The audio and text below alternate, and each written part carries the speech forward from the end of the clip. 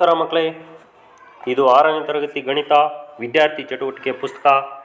ಶೀರ್ಷಿಕೆ 9 ಅಂಕಿ ಅಂಶಗಳ ನಿರ್ವಹಣೆ. ಈ ಪಾಠದ ಉತ್ತರಗಳು.